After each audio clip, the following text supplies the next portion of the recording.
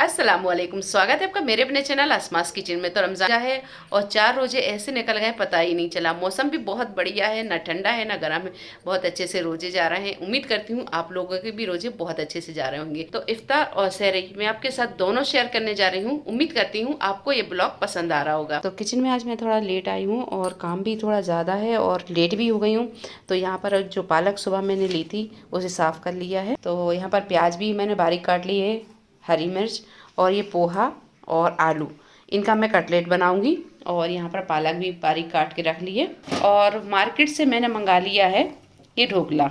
असर की नमाज़ पढ़ने के बाद मैं किचन में आई हूँ। अब मैं फटाफट अपने काम निपटाऊंगी। तो आलूओं को मैं यहाँ पर जल्दी से मैश कर लेती हूँ। पर हमने मैदा का घोल तैयार कर लिया है और कटलेट का ये सारा मसाला हमने डालकर रख दिया। इसे मिक्स करेंगे और कटलेट बनाएंगे।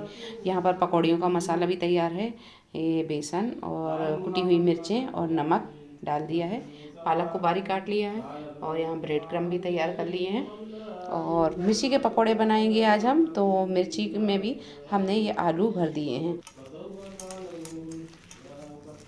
और बस इसमें मैदा के घोल में से डिप करेंगे और इसे डालेंगे ब्रेड क्रम्ब में। इस तरह ब्रेड क्रम्ब भी लगा लेंगे इसके ऊपर।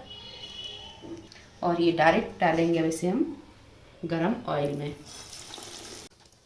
यहाँ पर मैं जल्दी जल्दी सारे काम निपटा रही हूँ क्योंकि इफ्तार का टाइम होने वाला है। बहुत लेट हो गई हूँ आज मैं। तो यहाँ जल्दी जल्दी ये कटलेट बना रही हूँ और बाकी की चीज़ें में सारी बन गई हैं और दस्तरखान पर ये सारी चीज़ें लग चुकी हैं। रोज़ा इफ्तार का टाइम हो गया है। तो ढोकले हैं, मिर्ची के पकोड़े हैं, भजिए हैं और भी सारी चीज़ें हैं। तो आइए आप सब भी रोज़ा इफ्तार कर लीजिए।